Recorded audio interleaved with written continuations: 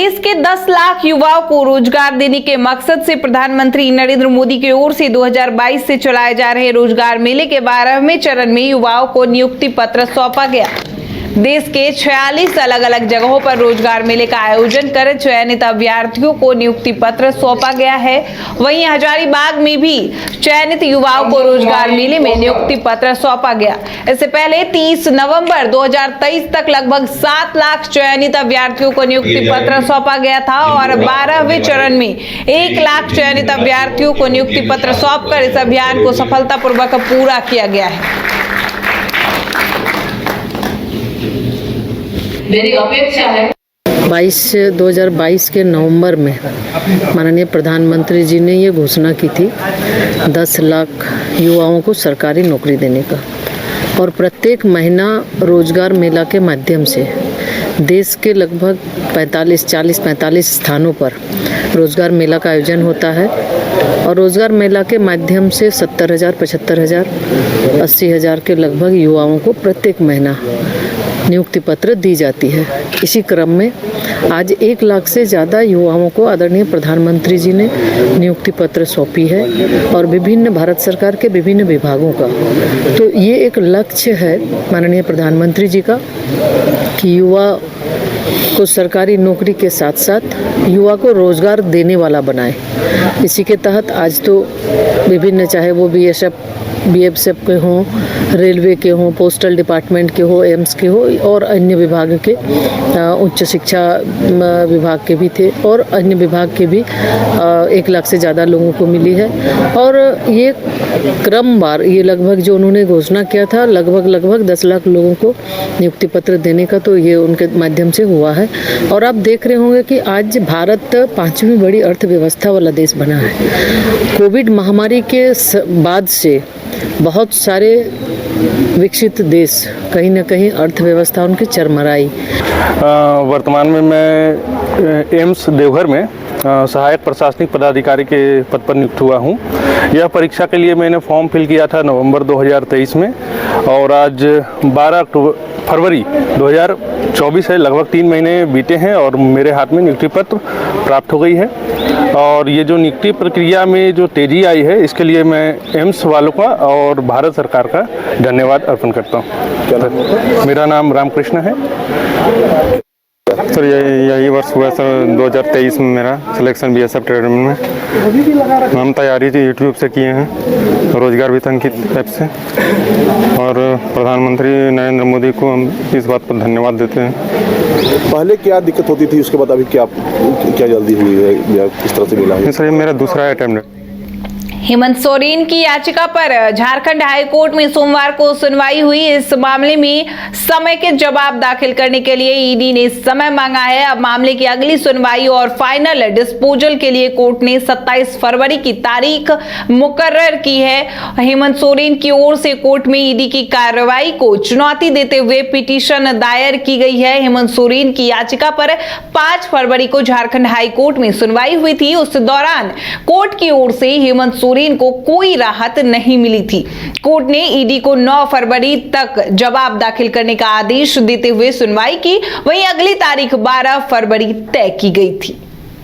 हम लोग की तरफ से जो अमेंडमेंट एप्लीकेशन फाइल हुआ था पिटिशनर की तरफ से, जो सब्सिक्वेंट इवेंट्स थे, जो इलीगल अरेस्ट हमने कहा था और डिटेंशन और उसके बाद का जो कार्रवाई था, उसको हम लोगों ने चैलेंज किया था। तो उस अमेंडमेंट एप्लीकेशन को कोर्ट ने आज अलाउ कर दिया है और सारा कंसोलिडेट एक रिप्लाई देने के लिए ईडी को डायरेक्शन दिया गया है कि जो मेन रिट हम लोग का जो कंथन था उसका प्रेयर और प्लस अमेंडमेंट का जो ग्राउंड्स और जो सब्सिक्वेंट एमेंडमेंट्स हैं, सारे का एक कंसोलिडेटेड रिप्लाई ईडी को फाइल करना है।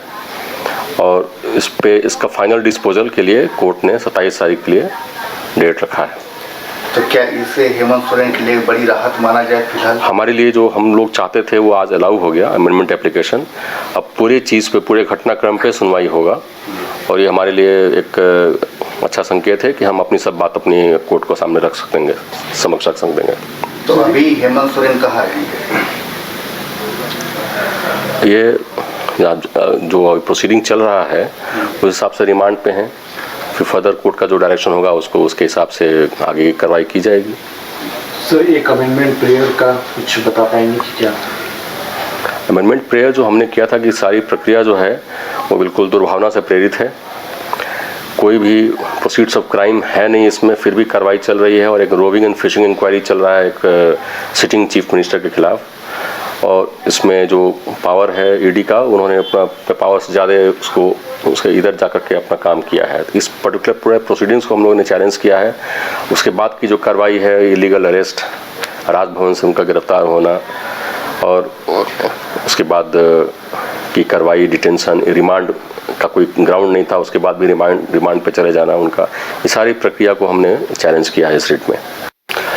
हम लोग की तरफ से जो अमेंडमेंट एप्लीकेशन फाइल हुआ था पिटिशनर की तरफ से, जो सब्सिक्वेंट इवेंट्स थे, जो इलीगल अरेस्ट हमने कहा था और डिटेंशन और उसके बाद का जो कार्रवाई था, उसको हम लोगों ने चैलेंज किया था। तो उस अमेंडमेंट एप्लीकेशन को कोर्ट ने आज अलाउ कर दिया है और सारा कंसोलिडेट एक रिप्लाई देने के लिए ईडी को डायरेक्शन दिया गया है कि जो मेन रिट हम लोग का जो कंटेंट था उसका प्रेयर और प्लस अमेंडमेंट का जो ग्राउंड्स और जो सब्सिक्वेंट अमेंडमेंट्स हैं, सारे का एक कंसोलिडेटेड रिप्लाई ईडी को फाइल करना है और इस पे इसका फाइनल डिस्पोजल के लिए कोर्ट ने। वहीं राज्यसभा सांसद बाबूराम निषाद ने मीडिया से बातचीत करते हुए कहा है कि पीएम द्वारा चलाए जा रहे सभी योजनाओं को लोगों तक पहुंचाना हम लोगों की जिम्मेदारी है। साथ ही भ्रष्टाचार को लेकर उन्होंने कहा कि केंद्र जांच एजेंसी ऐसे सभी लोगों पर लगाम लगा रही है जो भ्रष्टाचार कर रहे हैं। हम लोग इस बार 400 पार करेंगे।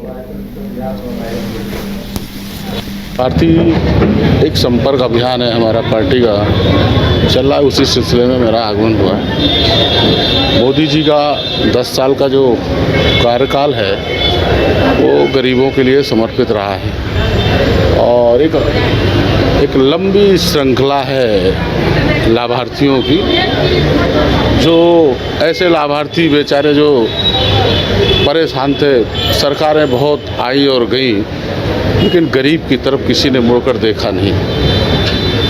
लोग प्रॉमिस करते थे कि आएंगे तो ये करेंगे वो करेंगे, लेकिन गरीबों का उत्थान किसी ने किया नहीं। आज मोदी जी ने सबका साथ, सबका विकास, सबका विश्वास के अनुरूप जो योजनाएं बनाई हैं, उन योजनाओं के माध्यम से गरीब। वहीं बजट सत्र आहूत करने के प्रस्ताव को सीएम चंपई सोरेन, झारखंड के राज्यपाल सीपी राधाकृष्णन की ओर से मंजूरी मिल गई है। चंपई सोरेन की सरकार 27 फरवरी को 2024-25 का बजट पेश करेगी। विधानसभा का बजट सत्र 2 मार्च तक चलेगा और कुल 7 दिनों का सत्र होगा। तैयार करने को कहा के गया है, इसी रोज सारा योजना में भी तेजी से हम लोग उतरना शुरू कर दिए। दादा, फिर 3 दिन का रिमांड मिल गया हेमंत जी का, आप इसको किस रूप में देख रहे हैं? क्या जो 14 दिन का लिमिट है उस आधार पे इसको सही देखा जाना चाहिए, या जिस तरीके से एजी ने कहा कि वो नीचे रहते हैं, अंडरग्राउंड रहते हैं, ऑक्सीजन और मतलब एयर फ्लो बहुत कम है, विंडो नहीं ध्यान में देना चाहिए? देखिए, न उससे आप वो लोग का ईडी के बारे में आप पुराना जानकारी है, न मुझे जानकारी है। सब सुन के ही हम लोग बात करते हैं। हम तो पहले भी कहे, आज भी कहेंगे, हेमंत बाबू का कोई खाता बही में नाम नहीं है। क्यों इतना पूछ रहा है? आज जो कि हम लोग को सारा चीज़ तो पता नहीं है, कैसे उसको बोलेंगे? इसीलिए उस बारे में क्या बोलेंगे, पहले भी बोल चुका है। दादा, 8 दिन का आप लोग मात्र ये बजट सत्र ला रहे हैं, पहली बार होगा। आपके मित्र हैं जमशेदपुर से सरयू राय, भले आपको वोट नहीं दिया आपकी सरकार को, लेकिन क्या 18 दिन का होना चाहिए? सरकार को लेटन करके मत पास कराए, चर्चा करे तब खर्चा करे। तैयार करने को कहा के गया है, इसी रोज सारा योजना में भी तेजी से हम लोग उतरना शुरू कर दिए।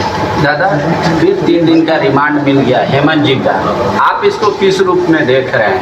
क्या जो 14 नमस्कार, न्यूज बाइस्कोप देख रहे हैं आप और मैं हूं आपके साथ अलका सिंह। धनबाद के वासीपुर शमशेर नगर स्थित हवेली गार्डन में मिशन एजुकेशन कार्यक्रम का आयोजन किया गया, जिसमें धनबाद के सिटी एसपी अजीत कुमार मुख्य अतिथि के रूप में उपस्थित हुए और मिशन एजुकेशन की सराहना करते हुए कहा कि समाज की सभ्यता संस्कृति का सबसे अहम हिस्सा शिक्षा होता है। वहीं उन्होंने मिशन एजुकेशन के लक्ष्य को पूरा करने के लिए हर संभव सहयोग करने की बात कही है और कहा है कि मिशन एजुकेशन धनबाद में वासीपुर की सरजमी से एक नए इतिहास को लिखेगा और आने वाले दिनों में वासीपुर शिक्षा का केंद्र बनेगा। एक पशु से अलग करती है, इसलिए बहुत खुशी हुई आज हम लोग यहाँ आए। हम लोग को इनवाइट किया गया मिशन एजुकेशन के तहत। हम आशा उम्मीद करेंगे कि ये लोग अगर आगे मिशन एजुकेशन को ले गए तो धनबाद एक नए इतिहास को लिखेगा। 100% सहायता करेगा, इसको लीजेंड ऑफ वासीपुर बनने में 100% सहायता करेगा। मैं धन्यवाद देना चाहता हूं और उनको बात भी है, वो लोग अभी शुरू किए हैं, वो लोग अपने मिशन को आगे ले जाएंगे और बोले ना एक नया इतिहास लिखेंगे। वो लोग धनबाद वासियों को क्या संदेश देना चाहते हैं? धनबाद वासियों को संदेश देना चाहते हैं कि अपने बच्चों को अच्छी तालीम दें, अच्छी शिक्षा दें और एक उन्नत मानव बनाएं। आपके तरफ से क्या सहयोग रहेगा सर मिशन एजुकेशन के लिए? हम लोगों ने कहा कि उसको जो डायरेक्शन मिलेगा 14 फरवरी को सरस्वती पूजा है, जिसे लेकर जिले में उत्साह का माहौल है। कारीगर सरस्वती मां की प्रतिमा को अंतिम रूप दे रहे हैं। कारीगर बताते हैं कि इस बार राम मंदिर का उद्घाटन हुआ, उसे देखते हुए लोगों में खासा उत्साह है और मूर्तियों की अच्छी बिक्री हो रही है। कारीगर राजू ने बताया कि उनके पास 500 रुपए से लेकर 10,000 रुपए तक की मूर्तियां उपलब्ध है और इको फ्रेंडली मूर्तियां भी है, जिससे कि प्रदूषण ना फैले। माहौल तो अच्छा लग रहा है क्योंकि जो राम मंदिर बना उसके अनुसार तो इस साल पूजा ज़्यादा होगा, सभी इसमें एक्टिव है। मूर्ति तो ज़्यादा नहीं बना हुआ है लेकिन फिर भी सबका पूरा हो जाएगा मूर्ति। कितने से कितने रेंज तक की मूर्तियाँ हैं? मूर्ति मेरे पास 500 से लेके 10,000 तक का है, जिस साइज का है वैसा है। लोगों में खासा उत्साह दिख रहा है। पूरा उत्साह। कैसे मूर्तियाँ हैं? इको फ्रेंडली मूर्तियाँ भी आप लोगों ने बनाई? सब इको फ्रेंडली बने हैं क्योंकि प्रदूषण से बचाना है। प्रदूषण से बचाना। हाँ, भारत को। क्या कुछ कहना चाहेंगे वैसे लोगों को जो मूर्तियाँ ले जाते हैं यहाँ से खरीद कर? हम तो यही कहना चाहते हैं कि वो बहुत श्रद्धा से पूजा करें क्योंकि इसी में माँ सरस्वती का ही सब देन है, जो सोच विचार है सब यही देती है। माहौल तो अच्छा लग रहा है क्योंकि जो राम मंदिर बना उसके अनुसार तो इस साल पूजा ज़्यादा होगा, सभी इसमें एक्टिव है। मूर्ति तो ज़्यादा नहीं बना हुआ है लेकिन फिर भी सबका पूरा हो जाएगा मूर्ति। कितने से कितने रेंज तक की मूर्तियाँ हैं? मूर्ति मेरे पास 500 से लेके 10,000। केंद्र सरकार और प्रबंधन की नीति के विरुद्ध बीसीकेयू की तरफ से निरसा की गोपीनाथपुर ओसीपी के समीप विरोध प्रदर्शन किया गया। आयोजित कार्यक्रम में पूर्व विधायक अरूप चटर्जी, कॉमरेड बंस गोपाल चौधरी, कॉमरेड तपन सेन और काफी संख्या में कार्यकर्ता उपस्थित थे। कार्यक्रम की शुरुआत शहीद कॉमरेड गुरुदास चटर्जी, शहीद कॉमरेड AK राय और अन्य की तस्वीर पर श्रद्धांजलि अर्पित कर की गई। पूर्व विधायक अरूप चटर्जी ने कहा कि प्रबंधन को कोयला खदान के लिए अधिग्रहण किए गए भूमि के मालिकों को अविलंब मुआवजा और नौकरी प्रदान करना होगा। वहीं राष्ट्रीयकृत कोयला खदान में MDO राजस्व साझा प्रणाली लागू करने के बजाय विभागीय रूप से उत्पादन करना होगा। वहीं गैर सरकारी मालिकों को MDO या राजस्व साझा प्रणाली के द्वारा राष्ट्रीयकृत कोयला खदान और भंडार को कोड़ियों के मूल्य सौंपना बंद करना होगा। देखिए, केंद्र सरकार के द्वारा लगातार एक नीतिगत फैसला ली जा रही है। जो 1972-73 में जो नेशनलाइजेशन हुई थी उसको रिवर्ट बैक करने की कोशिश की जा रही है। सबसे पहले तो आउटसोर्सिंग लाया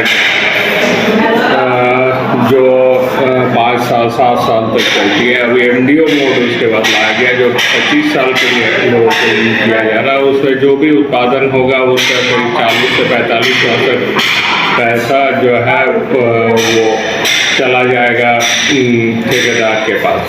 और आप रेवेन्यू शेयरिंग मोड किया जा रहा है जिसमें बेचने का भी अधिकार उन्हीं लोगों का है, सिर्फ लोकल सेल होगी। इसमें कोई भी मतलब नेशनल पावर सेक्टर को नहीं दिया जाए।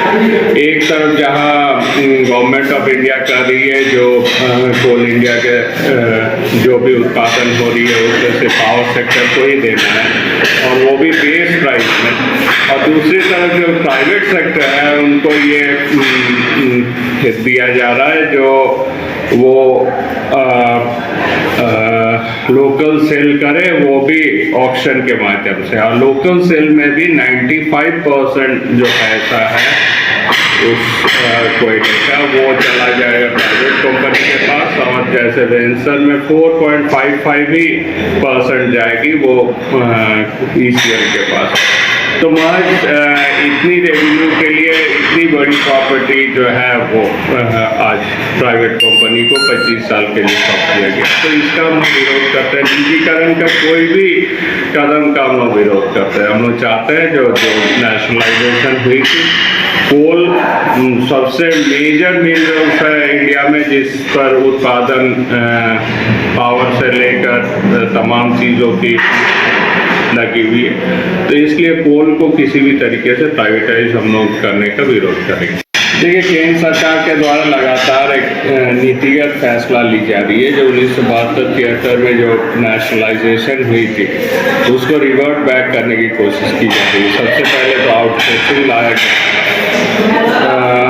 जो 5 साल 7 साल तक चलती है। अभी MDO मोड उसके बाद लाया गया जो 25 साल के लिए लोगों को यूज किया जा रहा है। उसमें जो भी उत्पादन होगा उसका करीब 40 से 45 तक पैसा जो है वो चला जाएगा ठेकेदार के पास। और आप रेवेन्यू शेयरिंग मोड किया जा रहा है जिसमें बेचने का भी अधिकार उन्हीं लोगों का है, सिर्फ लोकल सेल होगी। इसमें कोई भी मतलब नेशनल पावर सेक्टर को नहीं दिया जाए। एक तरफ जहां